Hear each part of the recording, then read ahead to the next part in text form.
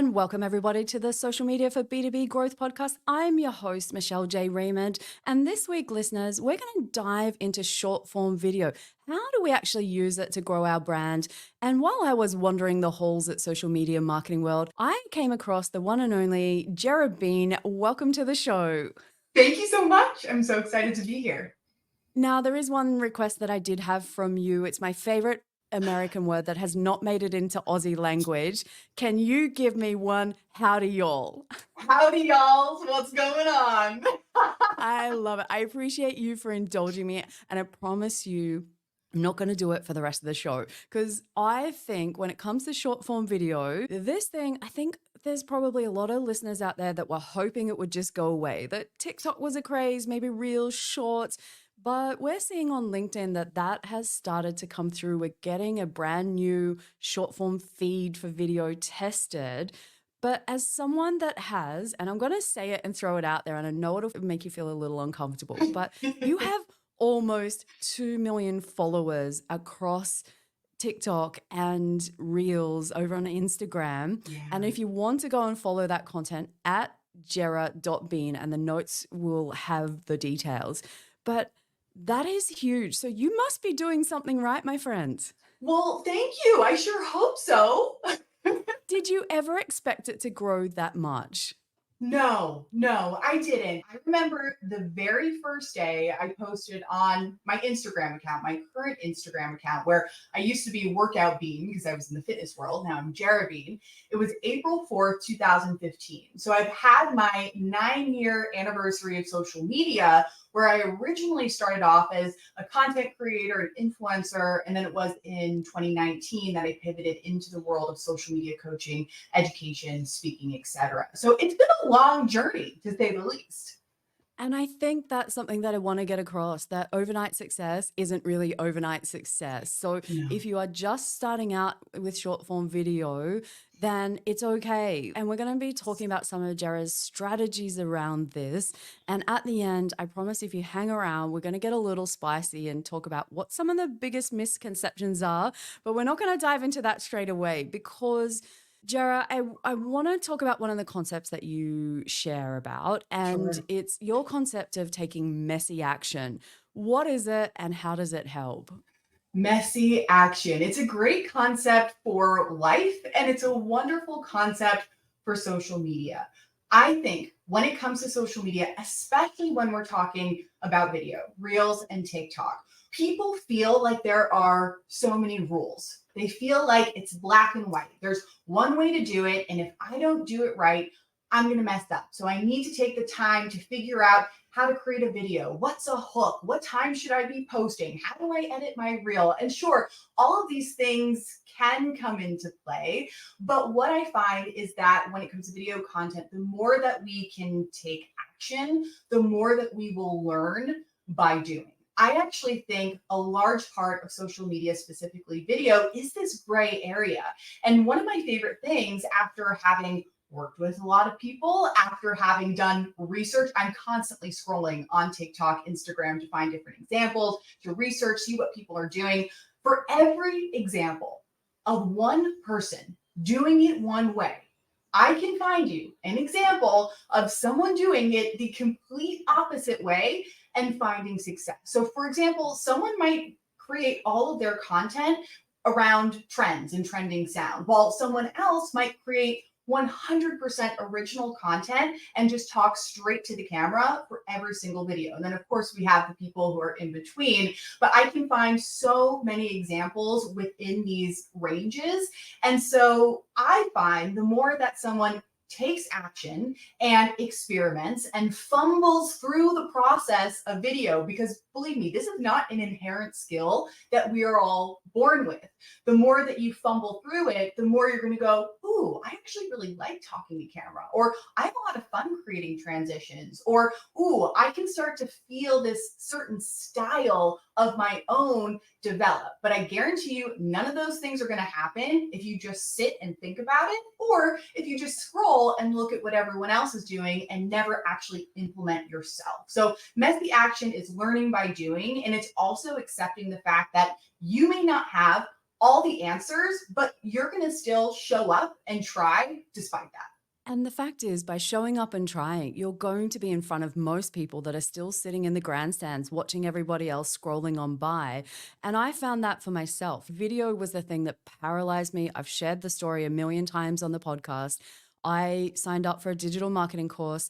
I was meant to record a 5-minute video of myself talking as an introduction. That was the first assessment. I freaked out. No way I'm going on video. I can't talk for 5 minutes. And 2 years later, 3 years later, I've lost track. But ultimately now, from going, you know what, this is crazy. I'm going to jump on a LinkedIn Live. And from there, I've been doing them every single week, at least once, maybe twice, even more sometimes. And, just being comfortable that it's not perfect. And I have never, in all of my video content, and none of it is fancy, I have never had one person reach out and say, Michelle, your editing isn't great, or that video wasn't helpful. Thanks for making that video is the normal response that I get because I'm helping other people to try. But if I didn't actually take that first one, and it is, it's a funny story because on the first LinkedIn Live, press the button and forgot to check that it went live, and you actually have to press the button twice. So we were talking for 15 minutes with no audience. Now, if you want to, baptism of fire, that was it. But without taking that one, I don't get to be where I am now. And that has led me to speaking on international stages. That's how you and I met at Social Media Marketing World. But this is the thing, without taking those awkward first steps and learning to crawl, then walk, then run, then you just don't get to, see how capable you are. And I think what you mentioned was the overwhelm that comes with trying to get it right. So the other thing that you mentioned, Jera, was we have these options of jumping on team trends or maybe jumping on team strategy. And I know that it's probably the bait is there to jump on the trend and away we go. But if I've got my listeners here that are trying to be smarter around things, if we're talking about short form video, are we going down the trends way or are we going down strategy? What's your advice? And I know where you're going to go with this because we're on the same team. Yes. And it's such a great question. And one thing I want to make clear is that I do love trends. I love short form video content culture, especially on TikTok, because I think it's much more nuanced and complex than how it comes to life on Reels. I also think that trends can be a really great way to take the advantage in the upswing in popularity and potentially get in front of new people. Like, people are always asking, how do I grow? How do I get in front of new people? And trends do have a place within that, in addition to just taking part in short form video content culture. So I love trends for those reasons and more. However, and this is a big however, there is so much more to short form video culture and TikTok and Reels than just trends alone. I think if you are a business, if you are a personal brand, if you are a thought leader, if you're someone who is a speaker or wants to get on stages, or anyone who's wanting to build their authority and leadership and use social media as a tool and a catalyst to do so, you gotta focus on the original content. You can weave in some of the trends here and there for fun, but I really think your bread and butter is going to be original content, because that is where you get to bring your energy, your voice, whether that is voiceover or talking to camera. It's where you get to bring your unique perspective, your point of view, and there's lots of ways for that to come to life. I think talking to camera is one of the strongest ways, which is also one of the most intimidating. That's going from 0 to 100. So I think a stepping stone to potentially get there, if that is intimidating for someone, is to do voiceover with B-roll, because then your voice is still incorporated within that, but it's not quite as confronting as talking to camera. So setting the scene in that respect, I want to get a little bit more specific, because I have a framework called the Content Pillar Trifecta Framework, which gives a really well-rounded approach to how to create content in a strategic way for your business. Without going too in depth, because I could talk about this for an hour, the 3 types of content pillars are expertise, And you want your expertise pillars in order to build and cultivate trust with your community. Then we have what I call the secret sauce pillars, and this is where you create connection. And then we have your business pillars, and your business pillars is where you warm up people and also convert. So if you think of these three types of pillars and you approach your content creating original content, you can use these three pillars as guidelines for what to actually post. Trends are great because they do have to work for you. However, original content, you're really having to come up with that idea entirely on your own. So you can use these pillars as, okay, what can I share that's valuable? What can I teach? What perspective can I shed light on? How can I show up authentically and share part of my story? And how can I share parts of my business? Because I'm assuming most of us are using social media to support our business. So we got to talk about it. We got to sell. And so that's the content pillar trifecta framework for original content. Great minds think alike, because I have my 3-2-1 strategy, which is talking about content that is good to know. So showing off your knowledge. What do you know that's going on in the industry? What are the trends? What do you predict? What's changing? And then I have my good to feel. So how do we get to know you as a person? What's going on behind the scenes? What do you care about? So you can see where this is going. And the third one for me is good to buy, which is don't forget to talk about your products and services. Now, if we are both telling you that these are the three pillars in our very different ways, and we might express it differently, but I think there's a really important lesson here for you listeners to just kind of go, which one of these pillars am I ignoring? Am I going too hard on the personable content because it performs better typically? If I share personal content about what's going on behind the scenes, people are cheering me on and it performs really well. But am I doing that at the cost of my credibility? And whatever you do not forget the third pillar, which is talk about your products and services in some way. This one is the one that drives me crazy. And people are like, I'm busy, I'm creating content, but I'm not selling anything. And I'm like, do you tell people what you do? Oh, no, I don't want to be salesy. And you know what? You have just been given permission from both of us on this podcast to go and be salesy because you have a business to run. And if you want to grow that business, you have to incorporate that. But as you were just talking, Jera, you threw in the word that often gets thrown around on social media. Ooh. And I have done a podcast episode on this recently with Gina Bellerin, and it's the magic word called authenticity. We love to throw it around on socials. I think it's the only place that I've actually heard it mentioned. I don't hear it in conversations with any of my friends. But the general advice is go and be authentic, they say. Just off you go, be authentic. But what is that exactly? Because I'm sure it's confusing for people to go, what is this airy-fairy word authentic? What does that actually mean? And how do we do it with short-form video content? Authenticity, it's such a buzzword. And here's the thing, I think it's really well intentioned. However, what I have found over the years is people, which I myself used to say this as well, so there's nothing wrong with it. Okay, show up authentically. And people are like, cool. And then it's like, but wait, how? Like, it's incomplete advice. To me, it's the same thing. If you were to run up to someone standing on the street and say, here, drive this car, but this person doesn't have their driver's license. They've also never learned how to drive. And then you also run away with the keys. How can we expect someone to drive a car if they don't have the skills, the experience, or the tools to do so? Which is the same thing as saying, hey, show up authentically, and you're leaving that person high and dry. So what I have found over the years, because I found in early days, my students and clients getting really stuck with this is, okay, how do we bridge the gap from this intangible idea of showing up authentically to actually creating content that feels authentic? So what I've done over the last few years is create a framework for showing up authentically that makes it more tangible and therefore more actionable. It's called the 4 quadrants of secret sauce. So we have visually imagine like 4 squares or rectangles stacked on top of each other, and those all come together to create your secret sauce. But we divide it up into these 4 regions. So we have foundational secret sauce, professional, we have present, and we have lighthearted. And for the way that I view it is these are ways to slice and dice the different parts of you.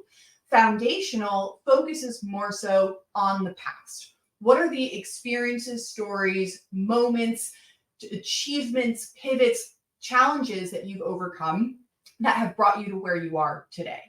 If we look at present, that is how it sounds. It's in the moment. It's your personality. It's your energy. It's who you are outside of work. It's your hobbies, your interests.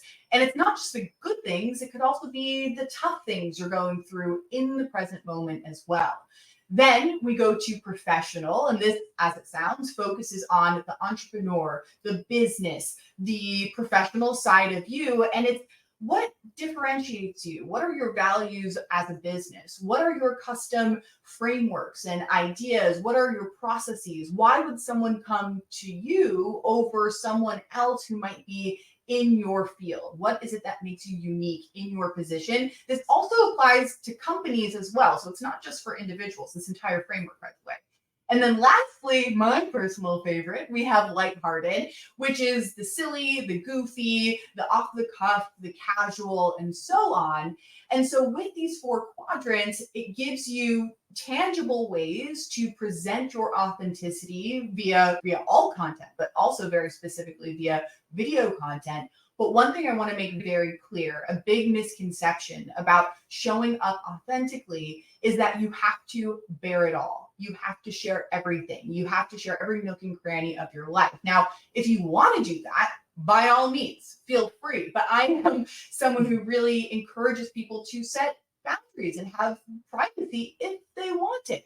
So the other really cool thing about these four quadrants is that it gives you choice and privacy if you want it. So someone might say foundational and professional, that feels aligned, that feels comfortable, that feels appropriate, but present and lighthearted doesn't make sense for me, or it's not something I want to jump into right now. And I would say you are still showing up authentically. You could choose even one quadrant and you'd be showing up authentically. So I just want to make it very clear. You can choose 1, 2, 3, or 4, and you are still showing up authentically in some shape or form. I love it because you are right. I think when we hear the word authentically in a social media setting, somewhere that translates into share your deepest, darkest secrets online. And especially when we're talking about LinkedIn as the platform that I spend most of my time on, it's a professional platform with your colleagues, your bosses, your competitors, your customers. All of these people are on the platform. Do you want to go and share your struggles, your personal struggles with everyone in that community? And for many people, it might be okay. And for equally as many people, it is probably something that they're like, I am not going there. And I think that personable gets interchanged with share your deep, dark secrets, like I Right. said. And it's just more to become relatable, to show up as you. And I think this is a thing that I want to share with the listeners. And this is why I keep coming back to this authenticity conversation, because I think if we can get past we're not saying share all of you. It's okay to keep your personal life personal if that's what makes you comfortable, because I think it's such a roadblock for people to get creating on platforms. And it doesn't matter which social media platform we're talking about. It doesn't matter whether it's TikTok, whether it's Reels, whether it's LinkedIn, whether it is any of the other million ones that seem to be popping up all day, every day. But this is the thing, like if you can just get comfortable with how you want to show up, then we can move on to the other steps about talking strategies and creating. But I think people either are in this stop start mode. I can't be authentic because I don't want to share my personal stuff. So I'm not even going to get started. And this is where I'm trying to start this conversation to get people to go, oh, being authentic means just being me, not all of me. I can choose what parts. So I appreciate you sharing the framework. It is something that when I heard it at Social Media Marketing World, I was like, yes, yes. You know, I was high-fiving up the back, you know, I was up the back in the corner. So let's talk about something that I'm actually excited about. And this is like hot off the press. And it's that LinkedIn is testing and it's only in beta stage and we don't know what format it will eventually roll out in, but short form video feed. So almost think a TikTok style feed with a For You page type thing that we see over at TikTok is now coming to LinkedIn, which is a huge change. And it means that we have a whole separate feed away from the normal home feed, and it's all dedicated to short form video. So this short form video, as I said, listeners, at the beginning, is not going away. Now, Jera, as someone that has nailed this short form video thing, What are some of the tips that you think that make a great short form video? Couple things come to mind. I'm going to start with more of the direction for content and then some tangible tips and tricks as well. I think this is incredibly exciting for LinkedIn. I am such an encourager of people using their voice in their original content, as we have already covered. And I think that, or at least I predict, that LinkedIn is going to be the place where talking to camera and sharing your voice, correct me if I'm wrong, future, but I don't necessarily see like the trends necessarily blossoming on LinkedIn. So, what an incredible opportunity to use your voice and actually present yourself via video form as the thought leader, authority, experienced person, business owner that you are. So, one thing I want to have the listeners consider is something I call the expertise pyramid. And what I have found is when it comes to sharing your expertise, as we talked about with that particular content pillar, is that there's quite a range in what you can share. So the way that I've divided it up, at the very bottom of the pillar, we have how to's, tips, tricks, resources, lists, and so on. Even though it's a totally valid form of sharing value, like it's great. People need the how to's and the tutorials and the steps, but it is the most obvious form of sharing expertise and sharing value. So we do want to make sure that we're also heading up the pyramid as well. So in the middle, we have what I call commentary and insights. This is where you take something happening in your industry, in the news, maybe it's pop culture, whatever it is, and you are sharing it, but you're also sharing your unique take and your perspective on that event. And then the very top, we have thought leadership. And this one is definitely the most challenging. And I would say it's also the most intangible because it's going to be so different for each person. But this is where you are not relying on step-by-step processes. You're not relying on an outside event to then provide commentary on. It's really your values, your philosophy, how you see things differently, your own unique ideas that come to life.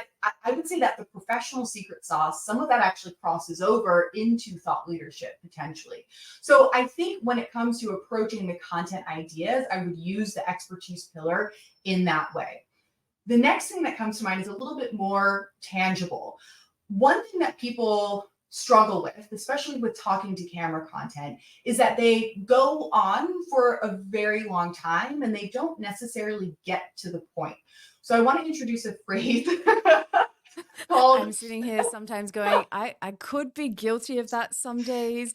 And I think it's maybe "Hooray!" because I'm not planning. And yeah, so I'm looking forward to hearing what you have to share to maybe keep me on track a little. Yeah, and it's okay. It's like natural human tendency to like want to explain and ramble and be more conversational. And I don't think that short form video content is, I'm not going to say it's not all, it's never conversational, but when we're really wanting to deliver something, it has to be a little bit more thought out. And it also has to be bite sized and digestible. So, really, less than 60 seconds for the most part is going to be ideal. If you can deliver something in 30 seconds or less, even make it a creative challenge. If you have an idea and you make it 60 seconds, can you make an additional version where you're also conveying that in just 30 seconds or less? Like, think about it as a challenge versus like total constraints. So that bite-sized digestible content. And I would also suggest just doing a little bit of prep work prior to recording. So what's the content idea? What is like the main point and the main takeaway you want someone to walk away with?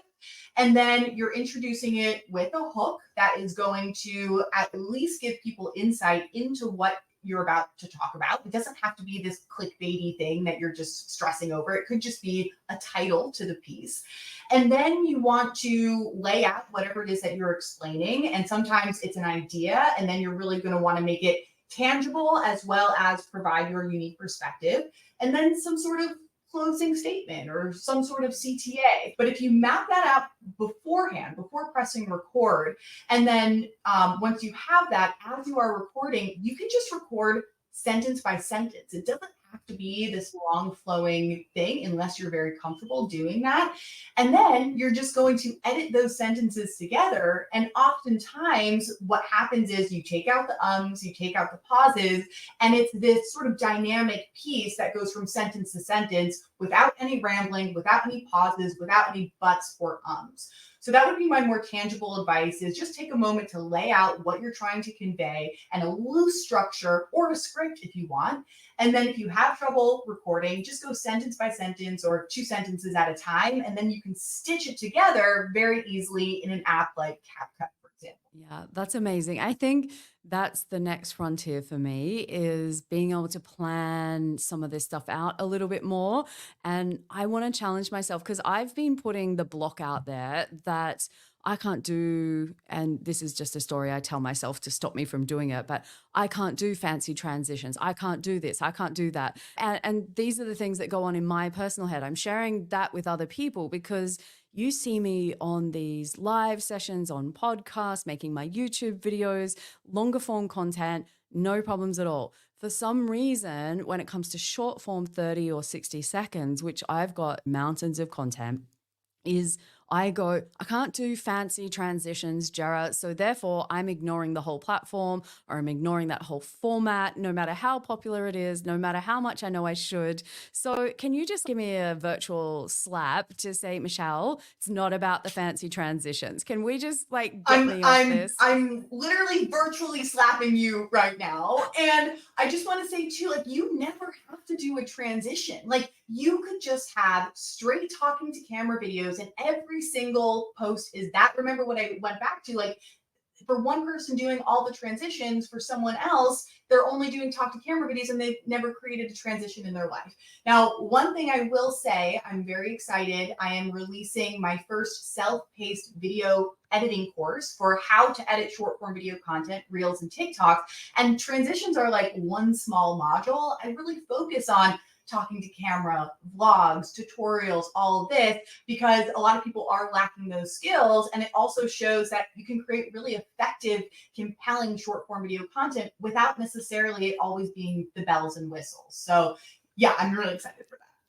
Okay, I've written that down. I'm going to give it a crack because talking to camera, that's the easy part for me. Yeah. And I've just made up this story. And, I like to share about this so that people don't think, oh, it's all easy and everyone can do it. Like you said back in the beginning of the podcast, that we're not born to be able to do this stuff. Exactly. We learn it. And we've had so many great frameworks. But I promised you, as we were talking before the show, that I would give you an option to answer a question, to basically shout out to all of our listeners that might have some big misconceptions around the power of TikTok, Reel, short form video in general for brands and businesses that want to grow. And I think there's so many out there, but I'm just going to shut up and let you have the floor on this one because I think if we don't get past these things, all the great info that you've just shared, all of these cool frameworks, all of these easy ways to get started,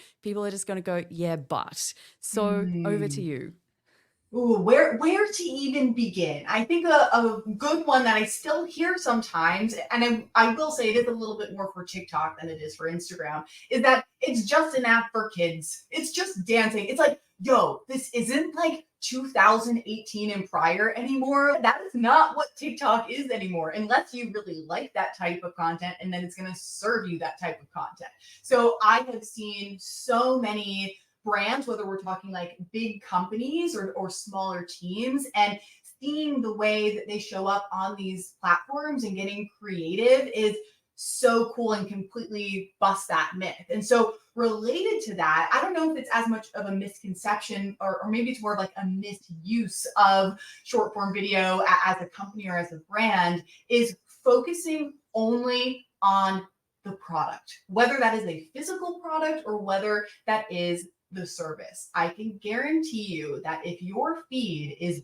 just the product, as I will call it, people will not want to follow you. And this is like make or break for brands and companies. So, what I see actually thriving on the platform is a wide range of things. It's letting people into the behind the scenes of the business, getting a look at the personality of the brand or the company. It's sometimes capitalizing on short form video content culture, whether it's a specific trend or whether it's a trending theme or a popular format. For example, man on the street interviews are like a really big thing that I've seen content creators do as well as brands do. So it's really about thinking outside of the box with your content and making sure you are approaching it in a well-rounded way that is not just focused entirely on the product or service, but you're also really tapping into the power of short form video content culture as well. On that note, though, I think another misconception is only utilizing trends. Like, oh, we got to hop on this trend to go viral. And sure, like I said, I have love for trends, but I think the more that you can tap into that original content as a brand, the more that you are thinking in a long-term way with your social media strategy. Last thing that comes to mind, 'cause I'm just firing off what's popping in my head around this, is I think like a big misconception is like the need to go viral. Like we hear everyone talk about like, how do you go viral? Here's the thing. I have been doing this for years. I've been on TikTok since the end of 2019. I've gone viral before. I have lots of videos that have flopped before. Sure, there are certain elements that you can potentially pinpoint, but at the end of the day, we are also at the mercy of the algorithm. And I also think if you are only creating with the goal to go viral, you are going to burn yourself out so fast and you're going to become really resentful of social media. So yeah, I would say that's another big one is like that you have to go viral in order to be successful on TikTok, on Reels, etc.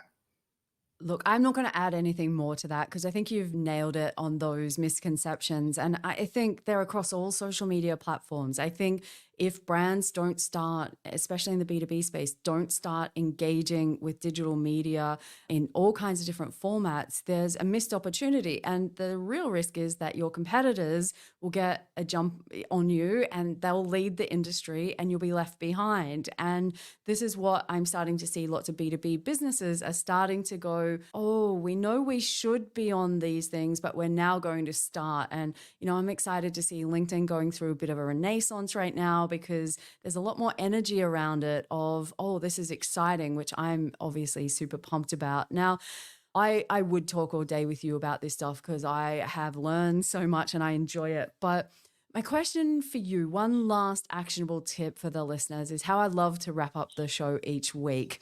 When it comes to short form videos to grow brands, what's your last actionable tip you'd like to leave the listeners with? Cool. It's hard just to pick one, but I always just go with my gut and what bubbles up first is creating a compelling talking to camera video where you are utilizing one of the layers from the expertise pyramid. And I challenge specifically to go middle or to with commentary and insights and go to thought leadership as well.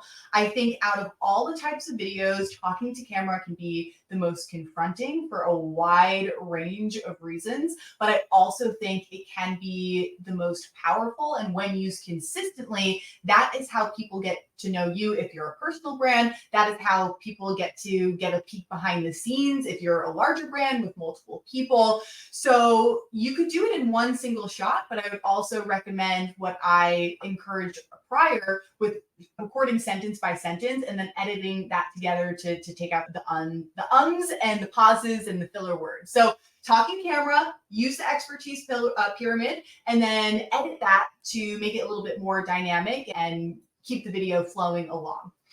I love it. Now, if listeners, you have enjoyed all of this and want to stay across all of the content that Jera puts out, of course, you're going to find her over on TikTok and Instagram at Jera.Bean. She's also on LinkedIn, which I will make sure that I put the show notes, put those contact details in there. And that's where you'll find a bit more of her deep dives on this kind of content that we've only skimmed the surface on today. But Jera, I appreciate you coming on the show. I appreciate everything you've shared because I think you've demystified a lot of those myths myths that are out there that are holding people, not just people like me, where I've made it into something that in my mind, maybe short form video is not for me. Maybe I thought I'm too old, or I can't, do the tech, or I can't do this or that. We've all got these stories that we tell ourselves that hold ourselves back. And you've just given us some simple frameworks that we can break this down and take small actions, which will lead to great results down the track. So I appreciate everything that you've shared today. Thank you so much. And it's been wonderful to be on and wonderful to chat with you. This was awesome. It has. So until next week, listeners, I've got more great guests coming up. So until then, cheers.